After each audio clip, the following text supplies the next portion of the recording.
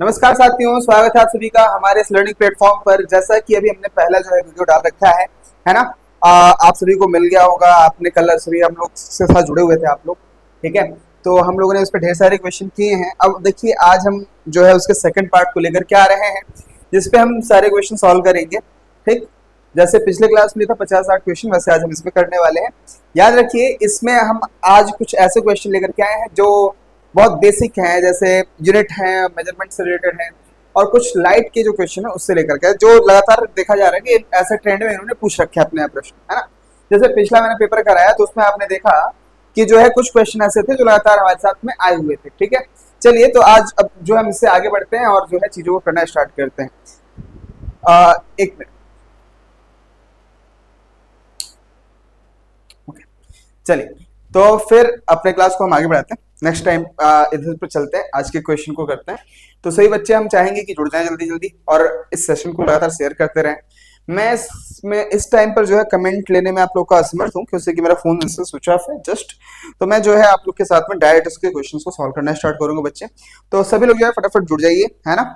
हम अपने सेशन चालू कर रहे हैं। आपको पता है कि 25 तारीख को जो है हम लोगों ने अपने इस बैच को ऑन कर दिया था, मतलब हमारा बैच ये सभी के लिए चालू हो चुका है ना। आप सभी जो बच्चे इंटरेस्टेड है लखनऊ यूनिवर्सिटी में जाने के लिए, दीनदयाल उपाध्याय यूनिवर्सिटी में जाने के लिए, एमजी की यूपी जो है मान लीजिए तो अपना इंटरेस्ट हटा दिए हैं, लेकिन यूपी कॉलेज और हरीश चंद्र पीजी कॉलेज और ये सारे जो हमारे हैं, इन सभी कॉलेजेस में आने के लिए जो है आप जो है हमारे इस सेशन को जोड़ सकते हैं। साथ ही साथ में क्या है भाई कि आप हमारे इस प्रोग्राम के साथ जुड़ें, है ना।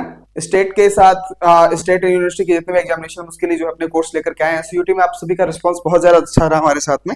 चलिए तो आप क्वेश्चन की तरफ बढ़ते हैं, स्टार्ट करते हैं। हमारा फर्स्ट क्वेश्चन क्या है मेरे भाई? विद्युत धारा का चुंबकीय प्रभाव सर्वप्रथम अवलोकित किया गया था। विद्युत धारा का चुंबकीय प्रभाव सर्वप्रथम कैसे अवलोकित किया गया था और किसने किया था भाई? इसको मैंने अपने जो है लॉन्ग लेक्चर वीडियो में बता रखा है, आप लोगों को याद होगा। 7.5 घंटे जो वीडियो पड़ी हुई है उसमें मैंने इसमें चुंबकत्व वाले पोर्शन में डिस्कस किया हुआ है कि ऑर्स्टेड ने बैटरी के थ्रू, है ना, ऑर्स्टेड एक वैज्ञानिक था बच्चा, याद है ना ऑर्स्टेड। तो ऑर्स्टेड ने क्या किया कि एक बैटरी लिया उसने,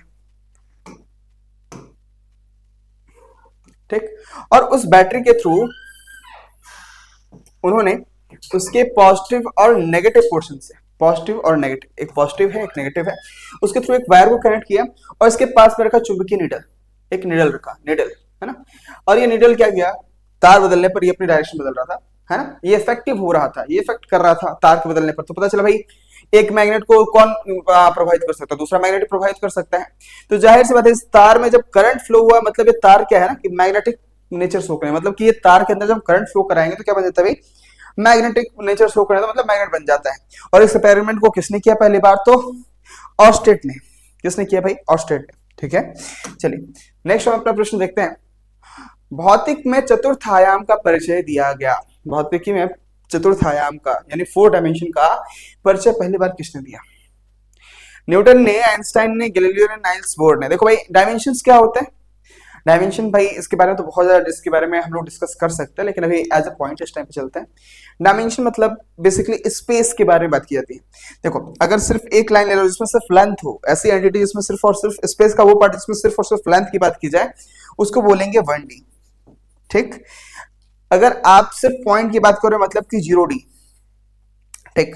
अगर आप लंबाई की बात कर रहे हो और चौड़ाई भी ले रहे हो, है ना, लेंथ इंटू ब्रेथ आप दोनों ले रहे हो, तो इसको बोलेंगे 2D। और ऐसी चीज में लंबाई हो, चौड़ाई हो, साथ ही साथ इसमें ऊंचाई भी आ जाए, तो इसको हम बोलेंगे भाई 3D। ये हमारा 3D हो गया, ठीक है। लेकिन अल्बर्ट आइंस्टाइन ने कहा कि इस 3D के अलावा हमारा स्पेस तो ये है, स्पेस में जो भी घटनाएं हो रही हो किसके साथ हो रही है? समय के साथ हो रही है। किसके साथ हो रहा है? समय के साथ, है ना, टाइम के साथ में भाई, टाइम के साथ में हो रहा है। तो ये टाइम है, ये हमारा एक एक्स्ट्रा डायमेंशन आ जाता है, जिसको इंट्रोड्यूस किया आइंस्टाइन ने। आइंस्टाइन ने कहा कि हमारा पूरा यूनिवर्स जो है स्पेस टाइम से रिलेटेड है, स्पेस टाइम से रिलेटेड है, जिसको हम हिंदी में कहते हैं द्विक काल। द्विक मतलब स्पेस, द्विक मतलब स्पेस, और काल मतलब समय। तो हमारा जो पूरा ब्रह्मांड है वो 4 डायमेंशन बेसिकली इन्होंने डिफाइन किया, जिसमें उन्होंने कहा 3 डायमेंशन स्पेस के हैं और 1 डायमेंशन हमारा है समय का। समय का एक ही डायमेंशन क्यों? क्योंकि भाई जाहिर सी बात है हमारा समय आप देखो फ्लो कैसे होता है, हमेशा आगे ही बढ़ेगा, समय पीछे आ नहीं सकता, मतलब उसकी सिर्फ और सिर्फ एक डायरेक्शन है, यूनिडायरेक्शन है। मतलब कि उसके पास सिर्फ और सिर्फ एक ही डायमेंशन है। अगर ऐसा होता दो डायमेंशन होता समय क्या होता, हम समय में आगे भी जा सकते, समय में पीछे भी जा सकते, तो उसको बोलते भाई हमारा टाइम का 2 डायमेंशन हो गया, तो 5 डायमेंशन आ गया टोटल। तो समझो भाई सिर्फ हमारे पास टाइम का कितना डायमेंशन है, 1 डायमेंशन है। और मतलब ये है कि आइंस्टाइन ने बताया इस चीज को कि हमारे पास जो है भाई टाइम वाइम का थ्योरी जो भी दिया किसने दिया है, आइंस्टाइन ने तो दे रखा है भाई, याद रखना। तो आइंस्टाइन ने इसके बारे में बताया 4D बारे में। चलिए नेक्स्ट हमारा जो प्रश्न है, एक प्रकाश वर्ष कितनी दूर होता है। तो देखो भाई एक प्रकाश वर्ष क्या होता है भाई, प्रकाश द्वारा एक वर्ष में तय की गई दूरी को, प्रकाश द्वारा एक वर्ष में तय की गई दूरी को हम क्या कहते हैं भाई, प्रकाश वर्ष कहते हैं। कैसे निकालते हैं भाई, तो हमारा क्या होता है, 4 बराबर होता है दूरी बटा समय, डिस्टेंस अपॉन टाइम। आप दूरी निकालते हो तो डी बराबर कितना हो जाएगा, c इंटू टी। प्रकाश की चाल कितनी हुई, 3 इंटू 10⁸ मीटर पर सेकेंड, ठीक है, इंटू टी। अब देखो मीटर में है, अगर मीटर को अगर हम किलोमीटर करना चाहिए क्या हो जाएगा, 3 इंटू 10 पावर भाई 5 बोल सकते हैं, 5 किलोमीटर है ना, 3 गायब कर दो, 1000 से भाग दे लो है ना। तो 3 इंटू 10 पावर, देखो भाई 1 किलोमीटर में 1000 मीटर होता है, ठीक है। तो 1000 से हमने जस्ट भाग दे दिया, उसमें हमारा हो गया 3 इंटू 5 किलोमीटर, ठीक, इंटू ये जो हमारा डिस्टेंस था, सॉरी टाइम था, तो टाइम कितना समय लेता है भाई, 365 दिन है ना, 365 दिन मतलब एक दिन में कितना घंटा होता है भाई, एक दिन में हमारा होता है 86,400 सेकंड, 86,400 सेकंड होता है, ठीक है। जब आप इस पूरे चीज को जब सॉल्व करोगे मल्टीप्लाई करके, भाई एक दिन में कितना सेकंड, 86,400 सेकंड, तो 365 दिन में कितना हो जाएगा एक साल में, उतने सेकंड हो जाएंगे, उसको मल्टीप्लाई इसके साथ कर दोगे तो आपको जो टोटल सॉल्यूशन आके मिलेगा, it will be 9.46 into 10⁻12 kilometre. मतलब हमारा जो प्रकाश है एक साल में लगभग 10 के पावर 12 से लेकर के 10 के पावर 13 के बीच में चलता है। देखो 9.46 से लगभग मतलब मान लो कि 100 के बराबर ही है, 9.4 से मतलब कि एक अगले 10 के बराबर में है भाई। 9.4 को हम अप्रोक्सीमेटली लिख सकते हैं ना 10, तो उसको भाई 10 के पावर, अगर तुम 10 लिखो तो भाई उसको बोल सकते हो 10 के पावर 13 बोल सकते हो। तो भाई 10 के पावर 12 से लेकर 10 के पावर 13 के बीच में इसका रेंज होता है, याद रखना मेरे बच्चे, है ना मेरे भाई लोग। तो ध्यान देना यहाँ पर मैं 9.46 है, ठीक है इसका आंसर। चलिए आगे चलते हैं, नेक्स्ट हमारा जो प्रश्न है उसकी तरफ बढ़ते हैं। हमारा अगला प्रश्न दे रखा है 1 किलो कैलोरी में उष्मा का मान होता है, 1 किलो कैलोरी में उष्मा का मान होता है, कितना होता है भाई। तो आप सभी इसका जवाब दो, अपने हिसाब से इसका आंसर करो, ठीक है मैं बता रहा हूँ। तो भाई 1 किलो कैलोरी जूल में कितना हो जाएगा, तो हमारा भाई 4.2 जूल है ना, 1 किलो में कितना होता है 4.2 जूल होता है, ठीक है। तो भाई 1 किलो में कितना हो जाएगा, तो 4.2 इंटू 10⁻3, 4.2 इंटू 10⁻3 जूल हमारा जो है इसका आंसर हो जाएगा। किलो आ गया तो 1000 है, जस्ट बात है, ठीक है। चलिए अगले चलते हैं, हमारे पास 1 जूल बराबर होता है किसके बराबर भाई, 10⁻3 अर्ग, 10⁻5 अर्ग, 10⁻7 अर्ग, 10⁻11 अर्ग। ये बात आपने बेसिकली याद रखा होगा, इस फैक्ट को 10⁻7 अर्ग हो जाएगा। चलिए अगला बढ़ते हैं हमारा। बेसिकली देखो हमारे जितने पहले क्वेश्चन है सारे जो हमारे इंपॉर्टेंट है ना, ये इंपॉर्टेंट जो फैक्ट पूछे गए हैं उस पे है। 1 नैनो सेकंड, नैनो में 9 आ रहा है, बात खत्म, याद रखना 10⁻−9 सेकंड, ठीक है 10⁻−9 सेकंड, नैनो में 9 मतलब 9 सेकंड, ठीक। 1 एंगस्ट्रॉम में कितने मीटर होता है भाई, 10⁻10 मीटर, इस बात को याद रखना 10⁻10 मीटर। ऑप्शन नंबर हमारा ए जो है सही हो जाएगा। चलिए अगला चलते हैं भाई, एक अश्व शक्ति में कितना होता है 746 वाट, एक अश्व शक्ति में कितना होता है भाई 746 वाट। ये सारे आपके जो है क्लास 11 10th में जो प्रश्न रहे उनमें रहे हैं, और ये ऐसे प्रश्न पूछे गए हैं पेपर्स में, याद रखना। 1 माइक्रोन बराबर होता है, 1 माइक्रोन किसके बराबर होता है भाई, तो देखो 1 मीटर में कितना माइक्रोन, 1 मीटर मतलब 10⁻6 माइक्रोन है ना, सॉरी 1 माइक्रोन में किसके बराबर होता है, 1 म्यू इक्वल टू होता है 10⁻6 मीटर, 10⁻6 मीटर, ठीक है। और भाई हमारा 1 मिलीमीटर, हमारा जो 1 मिलीमीटर होता है वो किसके बराबर होता है, तो आपको याद होगा 1 मिलीमीटर बराबर हमारा होता है 10⁻³ मीटर, 10⁻³ मीटर, 10⁻³ मीटर, ठीक है मेरे भाई ये होता है। तो अगर आप यहां से 1 मीटर की वैल्यू निकालो तो कितना हो जाएगा 10⁻³ mm है ना।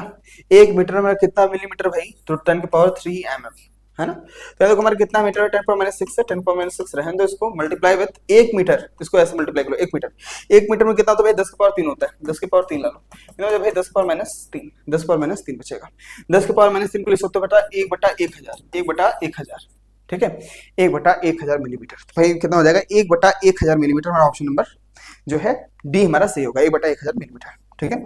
चलिए नेक्स्ट देखते हैं हमारा क्या है भाई। तो 1 पिकोग्राम बराबर है, पिको मतलब 12, पिको मतलब 12, नैनो मतलब 9 है ना, याद रखना पिको पावर में -12, ठीक, नैनो है ना, 10⁻⁹, ठीक है भाई। एंगस्ट्रॉम 10⁻⁻10, 10⁻⁻10, ठीक। फर्मी, फर्मी 10⁻⁻15, ठीक भाई, ठीक है। कुछ इस फैक्ट को याद रखो, है ना, पिको में। और माइक्रोन 10⁻⁻6, ठीक। फिर उसके बाद मिलीमीटर 10⁻⁻10, सॉरी 10⁻⁻3, ठीक। सेंटीमीटर 10⁻⁻2, भाई ऐसे कुछ फैक्ट याद रखो, ठीक है। तो हमारा जो भाई एक पिकोग्राम मतलब 10⁻12 ग्राम, 10⁻12 ग्राम के बराबर होगा भाई, ठीक। चलो इस चीज को जो है बच्चे याद कर लेना जरूर से, देख लेना इसको एक बार। चलिए अगला देखते हैं। हमारा क्या है, 1 किलोमीटर की दूरी का तात्पर्य क्या है भाई, 1 किलोमीटर कितना मीटर, 1000 सेंटीमीटर तो नहीं, 1000 मीटर। 1000 मीटर क्या होता है, 1 किलोमीटर होता है, बात खत्म। बहुत ज्यादा इजी था ये, है ना। चलिए 1 नॉटिकल मील, अब बताओ ये किसको बराबर होगा। 1 नॉटिकल मील बराबर होता है, ये सारे देखो यूनिट है, वो तो काफी इजी लग रहा था, अभी से बताओ जरा, सोचो क्या होगा 1 नॉटिकल मील। तो देखो 1 नॉटिकल मील बच्चा हमारा होता है 1.85 किलोमीटर बराबर, याद रखेंगे। एक जो नॉटिकल मील होता है वो बराबर होता है 1.85 किलोमीटर के बराबर, ठीक। चलिए अगला देखो, एक फैथम किसके बराबर होता है, 1 फैथम। देखो ये सारे क्वेश्चन पीछे हो गए हैं, 1.80 किलोमीटर। ऑप्शन नंबर बी, ये सारे फैक्ट हमें याद रखने पड़ेंगे। ऑप्शन नंबर सी हमारा हो जाएगा 1.80 किलोमीटर भाई 1 फैथम के बराबर होता है। चलिए नेक्स्ट देखते हैं। अगला हमारा क्या है, 1 मील में कितने किलोमीटर, 1 मील में कितना किलोमीटर, 1.61, 1.65, 1.75, 1.80 किलोमीटर, बताओ कितना होता है। ऑप्शन नंबर ए 1.61 मील भाई इसका आंसर होगा करेक्ट, ठीक है। ये सारे फैक्ट हैं, ये फैक्चुअल क्वेश्चंस आपको याद रखने पड़ेंगे। अब देखो एक बैरल में कितना लीटर होता है, जैसे बैरल, एक बैरल में क्या लाते हो, तेल वेल लाते हैं ना, कि एक बैरल तेल आया, 2 बैरल तेल आया, तो भाई एक बैरल में कितना लीटर तेल, तो 159 लीटर हमारा जो है तेल होता है। 1 बैरल में 159 लीटर तेल होता है। ये सारे क्वेश्चन को एक बार जो है एक बार दोबारा रिवाइड करके देख लेना बच्चा, ज्यादा आसानी से याद हो जाएगा, ठीक है। एक बार बराबर कितने होता है, एक बार किसके बराबर होता है भाई, 10⁵ पास्कल के बराबर होता है। एक की पावर जो है, एक बार किसके बराबर होता है, 10⁵ पास्कल के बराबर होता है, ठीक है। एक खगोलीय इकाई औसतन बराबर होती है पृथ्वी तथा सूर्य के मध्य दूरी को, जो कि 15 करोड़ किलोमीटर है ना। तो 15 करोड़ किलोमीटर की दूरी को, लगभग 15 करोड़ किलोमीटर की दूरी को हम लोग बोलते हैं 1 AU, 1 एस्ट्रोनॉमिकल यूनिट। ये क्या है, सूर्य तथा पृथ्वी के मध्य की दूरी, सन और अर्थ के मध्य की जो दूरी है, इसको हम बोलते हैं भाई, हमारा क्या है, औसतन हमारा क्या है, 1 AU है, ठीक है, एस्ट्रोनॉमिकल यूनिट है या फिर खगोलीय इकाई है, distance between earth and sun. Option number A हमारा बच्चा सही हो जाएगा इसका, हमारे भाई लोग। चलिए नेक्स्ट देखते हैं। माइक्रोन इसके बराबर होता है बेटा 10⁻⁶ मीटर, तो 10⁻⁶ मीटर। चलिए नेक्स्ट देखिए अगला क्या है, 1 किलोग्राम राशि का वजन कितना होता है, 1 किलोग्राम भाई वजन पूछेगा, डब्ल्यू क्या होता है, M × G, है ना। M 1 किलोग्राम इंटू G, पृथ्वी मान कितना होता है 9.8, तो विच बिकम्स 9.8, ये 9 है ना बच्चा, 9.8, तो 9.8 न्यूटन बराबर हो जाएगा, 9.8 न्यूटन बराबर क्या हो जाएगा, अर्थ पर वेट हो जाएगा, है ना। 1 किलोग्राम राशि का वजन पूछ रखा है ना, ये नहीं कि 1 किलोग्राम लगा के चले आए उसमें, देखो ऑप्शन में दिया होगा, आई थिंक कहाँ गया, 1 न्यूटन बोल दिया, 1 ही लगा के चले, और नहीं ऐसा कुछ नहीं। चलिए नेक्स्ट देखिए, एक प्रकाश वर्ष इनमें से किसके सर्वाधिक समीप है, तो भाई 10⁻12, 10⁻13 बता रखा था मैंने, इसमें ऑप्शन में देखो 10⁻12 देखो, मतलब हमारा इसके बराबर होता है 10⁻12 के बराबर जाएगा। चलिए नेक्स्ट देखिए हमारा क्या है, निर्वात में प्रकाश की चाल होती है, वैसे देखो पिछले वाले में आई थिंक ये 13 होना चाहिए, टाइपराइटर में गलत रखेगा, है ना। अगर ये 13 दिया होगा बच्चों 13 लगाना, अगर 12 दिया तो फिर 12 लगा देना, ठीक है, ऐसा होगा। चलो नेक्स्ट देखो, निर्वात में प्रकाश की चाल भाई 3 × 10⁸ मीटर प्रति सेकंड, है ना। प्रकाश 1 सेकंड में कितना दूर जाता है, 3 लाख किलोमीटर दूर जाता है। अब प्रकाश से तेज कुछ नहीं चलता, लाइट से तेज कुछ नहीं चल सकता। पूरे ब्रह्मांड में सबसे अधिक स्पीड किसकी, आइंस्टाइन ने किसको बताया भाई, लाइट से तेज कुछ नहीं चल सकता, इसीलिए तो उन्होंने इक्वेशन दिया E = mc²। अच्छा बच्चे एक बात और बताओ, आप एक साइट सर्च करना या चीज सर्च करना, ओम = mc², और इसके बारे में अपने थॉट को जरा सोचना। वैसे मैं धार्मिक बात नहीं फैला रहा, बेसिकली आप सोचना, ये एनर्जी के बारे में काफी ज्यादा डिस्ट्रीब्यूशन है, ठीक है। चलिए अगला देखिए, प्लांक नियतांक का मान कितना होता है भाई, 6.6 × 10⁻34, याद होगा 6.6 × 10⁻34, है ना। सॉल्व करते हैं 6.62, तो देखो यहाँ पर मैं देखा 6.63 × 10⁻34, ये हमारा जो इसका ऑप्शन नंबर बी हमारा इसका सही हो जाएगा, ठीक है। चलिए भाई, इलेक्ट्रॉन का द्रव्यमान कितना था, 0.51, MeV होता है। MeV में कितना होता है भाई 0.51 MeV होता है। ये सारे फैक्ट को आप लगातार याद रखेंगे, है ना। लगातार याद रखने का कारण भी है कि हाँ भाई ये सब को बहुत ज्यादा जरूरत पड़ती है। ठीक है, चलिए। अच्छा, दो बार वो क्वेश्चन रिपीट हो गया। एक माइक्रोन में कितने मीटर होते हैं? एक माइक्रोन में कितने मीटर होते हैं, है ना। तो एक माइक्रोन भाई 10⁻6 मीटर होता है, अभी किया था हम लोगों ने। ठीक, एक जूल में कितना कैलोरी होता है? एक जूल में कितना कैलोरी होता है पूछ लिया भाई। 1 जूल में कितना कैलोरी होता है? 0.24, 0.44, 0.54, 0.64। ठीक है, इसके बारे में बताओ कितना हो जाएगा। ठीक, तो भाई देखते हैं एक जूल में कितना कैलोरी होता है। तो 1 कैलोरी बराबर 4.2 जूल, 4.2 जूल होता है। तो अगर हम जूल होता है, तो अगर हम 1 जूल निकालें कितना हो जाएगा? 1/4.2, 1/4.2 अगर इसको भाग दें तो भाई 42 में भाग देना है किसका भाई? 10 का। तो 0 पॉइंट कर देंगे, हो जाएगा 100। 4 दूनी का 8, 4 दूनी का 8, 2 से करके हमारे पास एक ही ऑप्शन दिख रहा है, मतलब ए हो जाएगा 0.24। ठीक है, 0.24 अगर करोगे तो भाई कितना हो जाएगा यहाँ पे? 2 दूनी का 4 और 4 दूनी का 8, 84 आ जाएगा। बचेगा हमारा किसके पास भाई? 16 बचेगा, है ना। तो ऐसे हमारा बन जाता 4 टाइम्स से पढ़ोगे तो 2 दूनी का 4 बन जाएगा, तो हमारा लगभग 0.24 इसका हमारा आंसर हो जाएगा। ठीक है, चलिए अगला चलते हैं। निम्नलिखित में से कौन सा युग्म सुमेलित नहीं है? इसमें से सुमेलित नहीं है, आई थिंक देखो 1 किलोमीटर 10⁻3 मीटर सुमेलित नहीं है। 1 किलोमीटर में 10⁻3 मीटर होता है, हाँ भाई 1 किलोमीटर में 1000 मीटर होता है। 1 गीगामीटर 10⁻9 मीटर होता है। 1 मेगामीटर बराबर 10⁻6 मीटर होता है, सही है।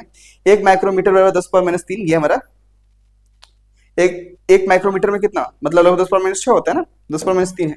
चलिए अगला क्या है हमारा? तेल का एक बैरल लगभग किसके बराबर होता है भाई? 159 लीटर के बराबर होता है। वही क्वेश्चन देखो बार बार रिपीट कर गया, लग रहा है ना। 6 फुट लंबे व्यक्ति की ऊंचाई नैनोमीटर में कैसे व्यक्त की जाएगी? लगभग 6 फीट ऊंचे व्यक्ति की लंबाई भाई साहब, 6 फीट मतलब 1 फीट में लगभग कितना होता है? 12 इंच होता है, सही। हाँ, 1 फीट में लगभग कितना होता है? 12 कुछ इंच होता है। एक एस्टिमेट लेते हैं, 12 इंच होता है ना। और 12 इंच भाई किस स्केल में आता है? 30 सेंटीमीटर, मतलब कि 1 फीट बोल सकते हैं लगभग 30 सेंटीमीटर बराबर, 30 सेंटीमीटर बराबर होता है ना। 30 सेंटीमीटर के बराबर होता है। हमसे पूछ रखा है नैनोमीटर में कैसे व्यक्त करेंगे, तो सेंटीमीटर को हम मीटर में कन्वर्ट करते हैं पहले, है ना।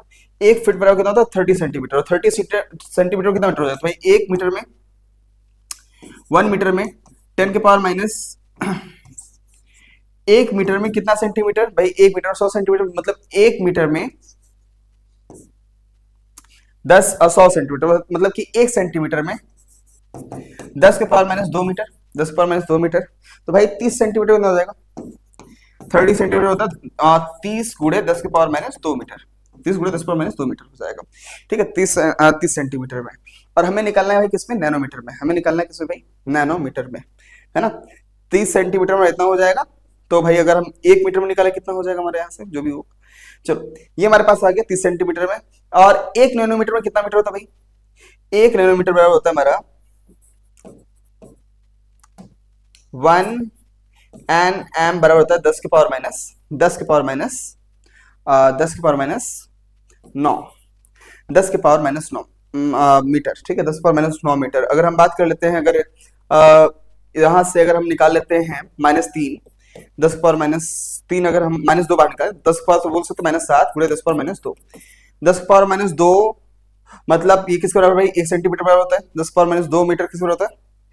ये भी मीटर में, ये से कर लो। तो 10 पावर -2 मीटर किस बराबर होता है भाई? 1 सेंटीमीटर बराबर होता है, 1 सेंटीमीटर के बराबर होता है। तो यहाँ से अगर बात करें तो 30/30 नीचे आ जाएगा, कट जाएगा।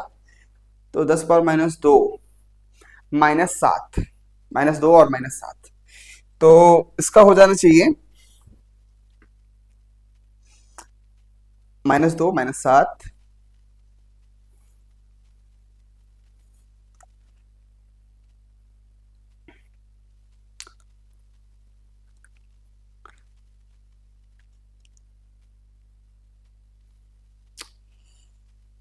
तो भाई अगर मीटर में निकालते हैं तो 10 पावर -2 है, तो उसको भेज देंगे, कितना हो जाएगा? ये मीटर है, 1 मीटर, तो 10 पावर -2 मीटर बराबर कितना हो जाएगा? तो इधर जाके हो जाएगा 1/10 के पावर -7 nm बराबर 10 के पावर -2 मीटर। 10 पावर -2 मीटर की वैल्यू अगर हम यहाँ से उठा कर रख दें, कितना हो जाएगा?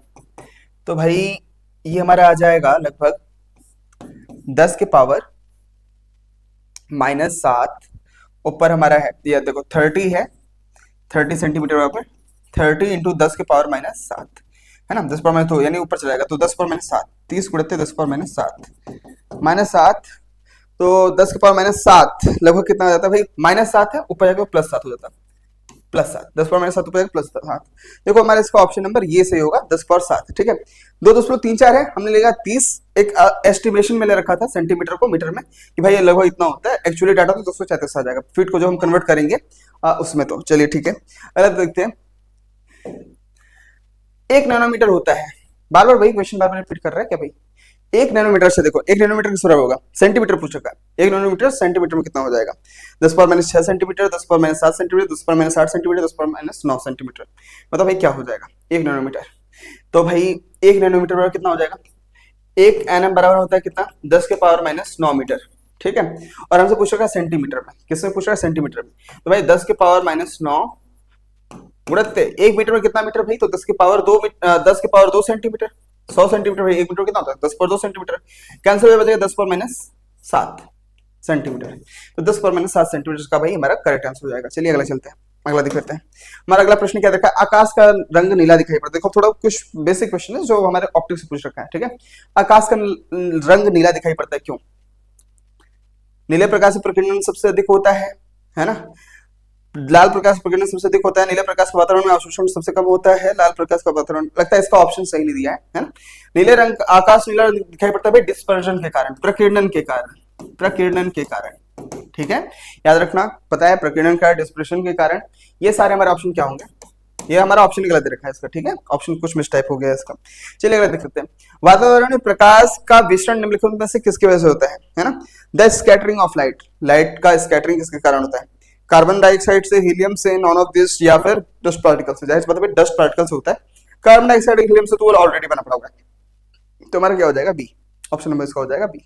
चलिए अगला देखिए, जानते हैं ना भाई डस्ट पार्टिकल है भाई, शाम को जो हमारा होता है ना, क्या होता है स्कैटरिंग में, हमारा सन, ये हमारा अर्थ का स्फीयर मान लो है, इसमें ढेर सारे क्या एयर के मॉलिक्यूल है, अब जब लाइट आता है बाहर से तो इसे टकराएगा, इसे टकराएगा, इधर भाग जाएगा, इधर टकराएगा इसे, तो खूब ढेर सारा क्या होता है, तो उसमें इधर उधर क्या करेगा, टक्कर खाएगा, टक्कर खाने से उसकी एनर्जी डाउन हो जाएगी, उसकी एनर्जी क्या हो जाएगी, डाउन हो जाएगी, जब एनर्जी डाउन हो जाए तो उसमें क्या होगा, डिस्पर्शन दिखाई देगा। शाम के समय भी ऐसा चीज होती है ना, स्कैटरिंग होता है, बाकी सारी चीज, उसके कलर चेंज हो जाते हैं, समझो उसका कलर चेंज होता है, कैसे होता है, जैसे आप बताओ, जब बहुत ज्यादा हाई लेवल का लाइट होगा तो उसकी एनर्जी ब्लू कलर में होगी, ठीक है, जब उसका एनर्जी लेवल गिर जाएगा तो वो हो जाएगा रेड कलर में, ठीक है मेरे भाई, रेड कलर में हो जाएगा। कैसे हो जाएगा समझो, आप गैस जलाते हो ना, तो गैस के पास देखो, गैस के पास जाओ तो ज्यादा हीट पड़ेगा, ऊपर जाओ तो कम हीट पड़ेगा, और जब तुमने गैस चूल्हा जलाया देखो, जब तुम गैस के पास जाओ देखो वहां पे नीले रंग की फ्लेम हो जाएगी, जैसे उससे दूर जाओ तुम्हें लाल रंग का फ्लेम दिखना चालू हो जाएगा, सीधी बात है, वहां पे एक भी तुम्हें ये चीज दिखाई देगा। या कोई भी चीज सोचो, गर्म करना चालू करते हो तो पहले क्या ठंडा होता है, ठंडा बाद जैसे गर्म हो तो पहले क्या लाल आएगा, बहुत ज्यादा जब गर्म करो तो जाके क्या होगा, ब्लू या व्हाइट जैसा कलर लेने लगता है, ठीक है।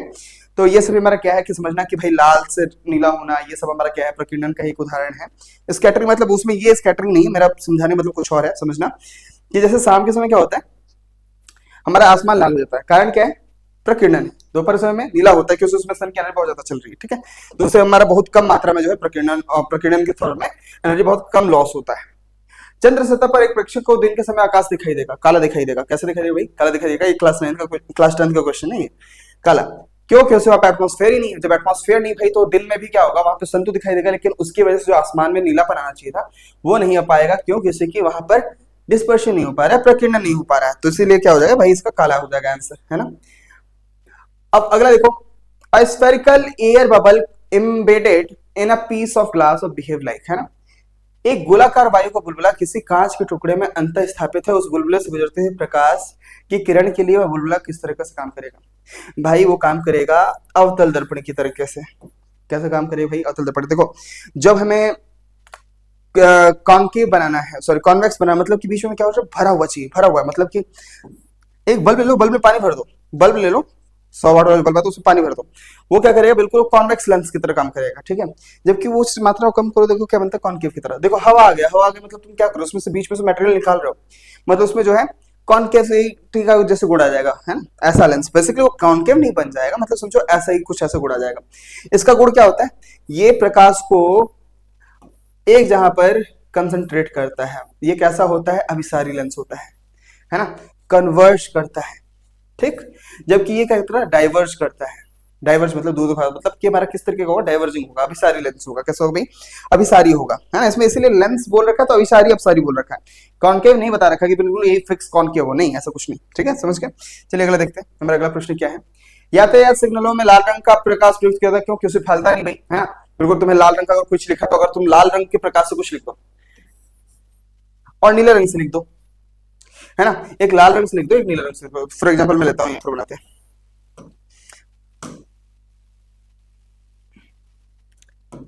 ठीक, देखो मैं यहां से लिखता हूँ लाल रंग से कुछ बनाता हूँ, और उसके बाद देखो मैं बनाता हूँ ऐसे, नीले रंग को लेता हूँ, ठीक।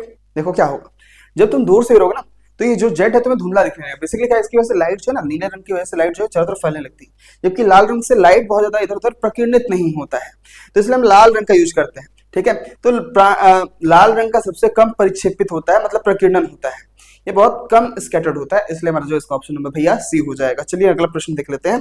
अगला हमारा प्रश्न क्या कहता है, समुद्र नीला प्रतीत होता है भाई, वापस से प्रकीर्णन की वजह से होता है ना, प्रकीर्णन के कारण होता है। कोई भी इस सवाल में समय नहीं था, ठीक है।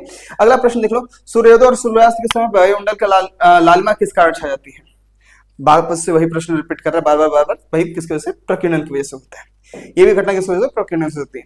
इंद्रधनुष का किस रंग का विक्षेपण अधिक होता है, इंद्रधनुष सबसे अधिक कौन सा रंग विक्षेपित होता है, मतलब कौन रंग सबसे ज्यादा फैलता है, बैंगनी, लाल, नीला, पीला। देखो पीला नीला तो, पीला और लाल तो होगा नहीं, नीला या बैंगनी होना चाहिए, है, क्योंकि नीले रंग में आ रहा, तो देखो बैंगनी रंग का जो है सबसे ज्यादा होता है प्रकीर्णन, ठीक है, विक्षेपण मतलब इसका सबसे अधिक होता है। तारे आकाश में वास्तविक जितनी ऊंचाई पर होते हैं उससे अधिक ऊंचाई पर प्रतीत होते, इसकी व्याख्या किसके द्वारा की जा सकती है भाई, अपवर्तन के द्वारा की जा सकती है। किसके द्वारा, अपवर्तन, क्योंकि वही बताता है लाइट के बेंडिंग के बारे में। जैसे हम एक ग्लास के अंदर कोई पेंसिल रख दें तो ये में हल्का मुड़ा हुआ दिखाई देगा, है ना, वो यहाँ पर रहेगा लेकिन दिखाई देगा कुछ इस तरीके से, तो किसके कारण होती है घटना, परिवर्तन कारण, पास दूर दिखने किस कारण, परिवर्तन, परिवर्तन का है, अपवर्तन कारण, ठीक है। तो भाई किसकी वजह से होता है, अपवर्तन कारण। ऑप्शन नंबर हमारा जो है ए इसका सही हो जाएगा। चलिए अगला देख लेते हैं भाई, सूखा बालू चमकीला क्यों दिखाई देता है जबकि गीला बालू धूतिहीन होता है ना। वाइल वेट सैंड अपीयर्स डल, धूती मतलब की, धूति मतलब समझ पा रहे हो ना, डल मतलब कि धुंधुला बोल सकते हो, ऐसे दिखाई नहीं लगता है। तो देखो किसकी वजह से होता है भाई, बालू क्यों चमकता है, रिफ्लेक्शन की वजह से चमकता है। बालू किसकी वजह से चमकता है, रिफ्लेक्शन की वजह से, है ना। जबकि गीला बालू जो है इसके कारण उस पर रिफ्लेक्शन हो नहीं पाएगा, गीले बालू पर क्या होता है, रिफ्लेक्शन नहीं हो पाता सही से, इसीलिए क्या होता है, हमें इसका रीजन क्या हो जाएगा, रिफ्लेक्शन हो जाएगा, रिफ्लेक्शन उस समय दिखाई देता है। चलिए भाई, पेरिस्कोप बनाने में निम्नलिखित में से कौन सा एक प्रयुक्त होता है, concave lens, concave mirror, plane mirror, none of this. Periscope जानते हो भाई क्या होता है, पेरिस्कोप जो है टेलीस्कोप के अंदर यूज किया जाता है या बाकी सारे और इंस्ट्रूमेंट के यूज किया जाता है। कैसे होता है, इसमें दो लेंसेस, दो जो है दर्पण को 45 डिग्री के, दो समतल दर्पण को क्या करते हैं 45 डिग्री के एंगल पे टिल्ट करते हैं कुछ इस तरीके से, कि सामने से ऐसे मान लो टेलीस्कोप है ना, तो ऐसे ट्राइंगल टाइप का बना रहेगा, ठीक है, कुछ इस तरीके से वहां पर तुम्हें ऊपर देखने के लिए रहेगा, है ना। तो लाइट जो है पहले सीधे पड़ती है, फिर उसके बाद टकरा करके ऐसे हो जाती है, ठीक। और हमारा यहाँ पर ऐसे दर्पण लगा होता है 45 डिग्री 45 पर, कि लाइट ऐसे सीधे आएगी, यहाँ टकराएगी, टकराने के बाद सीधा ऊपर हो जाएगी, ऐसे टकराएगी ऐसे सीधा। इस यंत्र को बोलते हैं, क्या बोलते हैं भाई, पेरिस्कोप। अब पेरिस्कोप का कारण क्या होता है, ये इसका यूज होता है भाई टेलीस्कोप में होता है। टेलीस्कोप लगा लिया तुमने, बना लिया, है ना, यहाँ से पाइप निकल रही है, यहाँ से लाइट आ रही है, ठीक। अब यहाँ पे तुमने क्या अटैच कर दिया, पेरिस्कोप अटैच कर दिया। पेरिस्कोप कुछ इस तरीके का डिवाइस रहेगा, सॉरी ऐसे बना रहेगा, यहाँ पे तो अपने आंखें रखोगे, इसमें जो है लेंस ऐसे लगा, दर्पण ऐसे लगा, समतल दर्पण, लाइट इसमें पड़ेगा, टकरा के सीधा हो जाएगा ऐसा। तो इस यंत्र को बोलते हैं पेरिस्कोप। तो मतलब है इसमें कौन सा यूज होता है, प्लेन मिरर यूज होता है। क्या होता है, प्लेन मिरर यूज होता है मेरे भाई, है ना। चलिए अगला देखिए, अगला हमारा प्रश्न देखा है, साबुन के पतले झाग में चमकदार रंगों का बनना किस परिघटना का कारण है भाई, मल्टीपल रिफ्लेक्शन और इंटरफेरेंस के कारण ये घटना होती है, ठीक है। मल्टीपल रिफ्लेक्शन, लगातार इधर उधर टकराते रहते हैं उसकी वजह से, जैसे रेनबो बनता है वैसे, और प्लस इंटरफेरेंस होता है। इंटरफेरेंस के बारे में आप सभी जानते हो कि भाई एक होल से लाइट को पास करो तो एक साथ ही जब चमक दिखता है। ये फिनोमेना जो है फिल्म के अंदर देखी जाती है, विवर्तन और जो है व्यतिकरण का दिया जाता है। इसमें देखिए व्यतिकरण हमारा ही हर सब में ऑप्शन दिया है, विवर्तन दिया तो इसका ऑप्शन और अच्छा होता है, ठीक है। चलिए अगला हमारे पास क्या है, वाहन पीछे से आने वाले वस्तु को देखने किसका प्रयोग कर, उत्तल लेंस का करोगे। उत्तल लेंस क्यों, क्योंकि उसमें क्या होता है, प्रतिबिंब छोटा बनता है। जब प्रतिबिंब छोटा छोटा बनेगा तो भाई 10 लोगों का प्रतिबिंब बन जाएगा। अवतल लेंस यूज करो तो कम बड़ा प्रतिबिंब बनता है, तो कम लोगों का बनेगा। तो उत्तल लेंस का यूज करते हैं, क्यों? क्योंकि इसमें जो है प्रतिबिंब छोटा बनता है, प्रतिबिंब छोटा बनता है, सीधा बनता है, तो उसको हम इसको यूज करते हैं कॉन्वेक्स लेंस, है ना। छोटा बनेगा, सीधा बनेगा, तो इससे मैं क्या देखो भाई कि सीधा दिख रहा है। अब देखो हम अवतल लेंस लगाए तो उल्टा बन रहा है प्रतिबिंब, हमको दिख रहा है भाई बैक में से कार में आदमी उल्टा कहीं से बैठा पड़ा हुआ है, जज करना मुश्किल हो जाता है ना उस चीज। इसलिए क्या करते हैं इसमें कॉन्वेक्स लेंस यूज करते हैं। ठीक, चलिए अगला हमारा क्या है, निम्न में से क्या वायुमंडलीय अपवर्तन का परिणाम नहीं है? इनमें से किसकी जो है अपवर्तन का परिमाण नहीं है, परिणाम नहीं है ना। सन अपीयरिंग 2 और 3 minute before its actual time. देखो हमारा जो सन होता है ना, जब वो डूबना होता है तो डूबने, जब वो डूबता है, मान लो यहाँ पर हमारा डूब रहा है ना, इसका मतलब राइज हो रहा है, तो हमें जो है ये डूबने, जब डूब जाता है तो वो तो पहले डूब जाता है, हमें वो थोड़ी देर डूबने के बाद भी दिखाई देता है, क्योंकि उससे कि हमारा जो लाइट है ना बैंड होकर के आता है, इसकी वजह से। किसकी वजह से भाई? अपवर्तन की वजह से लाइट मुड़ जाता है, तो हमें बैंड होकर आता है। और जब हमारा सन राइज नहीं हुआ होता उसके पहले ही दिखने लगता है, अभी सन ऊपर नहीं आया है, सन हमें यहाँ दिखने लगता है। ठीक है, हमें क्या होता है, सन यहाँ दिखने लगता है, बेसिकली वो नीचे होता है, बस क्या होता है इसका लाइट ऐसे आएगा, हमें भ्रम होगा कि हमारा सन यहाँ पर है। ठीक है, समझ गए, ऐसा भ्रम होता है। तो ये घटना जो है किसकी वजह से होती है भाई? ये सन अपीयरिंग वाला हमारे किसकी वजह से होता है? तो ये हमारा 2 या 3 मिनट पहले दिखाई पड़ना है, किसकी वजह से होता है? अपवर्तन कारण होता है। ठीक है, सन अपीयरिंग रेड सनसेट, है ना। सूर्य का सूर्यास्त में लाल रंग दिखाई देता है, किसका होता है? प्रकीर्णन कारण होता है। Twinkling of star at night अपवर्तन कारण होता है। सन अपीयरेंस हाई स्काई, सूर्य का आकाश में अपनी वास्तविक ऊंचाई से ज्यादा दिखाना, ये अपवर्तन कारण होता है। भाई इसमें सिर्फ एक ही घटना है जो ये है कि सूर्य सूर्यास्त में लाल दिखाई देता है, ये जो है प्रकीर्णन कारण होता है, बाकी सबके सब अपवर्तन कारण होते हैं। मतलब हमारा ऑप्शन नंबर भाई बी इसका सही है, बाकी हमारे सारे रॉन्ग है इसमें। चलिए रॉन्ग नहीं मतलब कि अलग अलग तरीके से। रोगियों को दांत दिखाने में दंत चिकित्सक किसका यूज करते हैं भाई? अवतल दर्पण का यूज करते हैं। अवतल दर्पण को देखो, तुम दांत दिखाने जाओगे, है ना, इससे एक चम्मच टाइप का रहेगा, उसके ऊपर ऐसे लगा रहेगा, यहाँ पर अवतल दर्पण रखेंगे, वो तुम्हारे मुंह के अंदर झांक के देखेंगे ना भाई, क्या करेगा भाई? तुम्हारे मुंह के ऊपर वो दर्पण रखा जाएगा, उस दर्पण में तुम्हारे दांत का प्रतिबिंब बनेगा, वो उसको देखेंगे और पता करें भाई यहाँ पर इसके दांत में गड़बड़ी है ना। तो भाई किसका यूज करते हो? कॉनकेव लेंस का यूज करते हैं। कारण कॉनकेव यूज करने का, बड़ा इमेज बनेगा तो उन्हें देखने में क्लियरिटी मिलेगी ज्यादा। सही, ठीक है। चलिए भाई, वाहनों के अग्रदीपों में कौन सा दर्पण इस्तेमाल होता है? भाई तुम खुद इसका कॉमन सेंस लगा देख सकते हो, तुम्हारे बाइक है, बाइक के आगे कौन सा लगाते हो, है ना? अवतल लेंस, कुछ इस तरीके से लेंस होता है अवतल लेंस, है ना। जैसे बोल रखा है समतल, उत्तल, अवतल दर्पण, लेंस बोल रहा हूं, दर्पण, ठीक है। यह परावलयिक दर्पण, भाई अवतल दर्पण होना चाहिए, मे भी परावलयिक दर्पण हो सकता है क्योंकि परवलयाकार में होता है वो दर्पण, है ना। और अवतल दर्पण का भी आकार तो परवलयाकार होता है, ये बहुत कंफ्यूजिंग है, मतलब ये ही होना चाहिए, कॉनकेव भी लगा दो, ठीक है। अगला चलो, दाढ़ी बनाने के लिए काम में लेते हैं कौन सा लेंस? भाई हमें दाढ़ी बनाते हो तो अपना चेहरा क्लियर चाहिए, बड़ा चाहिए, दिखाता हुआ, तो बड़ा कौन दिखाएगा? अवतल या उत्तल या समतल? तो भाई हमारा अवतल दर्पण दिखाएगा। वैसे बनाने तो किसी बना सकते हो भाई, है ना, उत्तल बना सकते हो, समतल बना सकते हो। भाई आप नॉर्मल जो नाई के बाल से होते हो तो अपने समतल ही लगा रखता है ना। अब थोड़े बहुत बढ़िया सैलून वाले है तो भाई काफी अच्छे से मिरर लगा लेंगे, है ना, अवतल दर्पण, ठीक। चलिए अगला चलते हैं, इनमें से कौन सही है? देखो भाई लेंस का फॉर्मूला क्या होता है? 1/f बराबर 1/u माइनस 1/, जो इसमें ऑप्शन हमारा v दे रखा है, इसमें u होना चाहिए था, ये v होना चाहिए था, ये ऐसे। तो जो हमारा ऐसा होता है ये हमारा फॉर्मूला नहीं होता किसका भी, लेंस का, ठीक है। ये हमारा जो है इसमें रॉन्ग आएगा।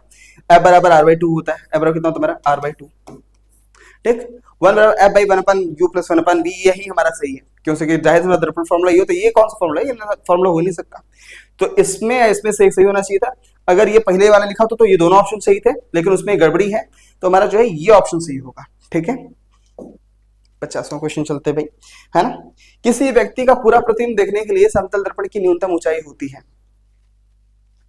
किसी व्यक्ति का पूरा प्रतिबिंब देखने के लिए भाई उसकी ऊंचाई, दर्पण की ऊंचाई का क्या होना चाहिए? आधा, जो उसका पूरा बॉडी अगर 5 फुट का है तो दर्पण कम से कम 2.5 फुट का होना चाहिए, ठीक है भाई। मतलब उसकी हाइट का जस्ट आधा होना चाहिए। पूरा प्रतिबिंब देखना है अगर तुम्हें शीशे के अंदर, तो तुम्हारा जो शीशा हो उसकी लंबाई कितनी हो? तुम्हारे हाइट की आधी होनी चाहिए, हाइट की आधी होनी चाहिए, व्यक्ति की ऊंचाई की आधी होनी चाहिए। चलिए भैया अगला चलते हैं। अगला हमारा जो है आज का यहाँ पे क्वेश्चन खत्म हो जाएगा। चलिए भाई हमारा सेशन काफी छोटा था क्योंकि क्वेश्चन का लेवल भी वही था, बहुत ज्यादा टफ तो क्वेश्चन थे नहीं, है ना बच्चे। तो चलिए बाकी और मैं जो है अगली क्लास लेके जल्दी आऊंगा, है ना। सभी बच्चे आप जुड़े रहिए, बाकी हमारे जो सेशन को है ना ज्वाइन करके आप देखते रहिए क्या क्या प्रश्न बताए जा रहे हैं, सारी चीजें। और याद रहे स्टेट लेवल पे इससे ज्यादा टफ क्वेश्चन बहुत ज्यादा बनते हुए तो नहीं देखे जा रहे हैं, है ना। तो आप सभी हमारे साथ जुड़े रहिए। अब क्वेश्चन का ये बोलना कि टफ है या नहीं है इसका तो कुछ नहीं कहा जा सकता।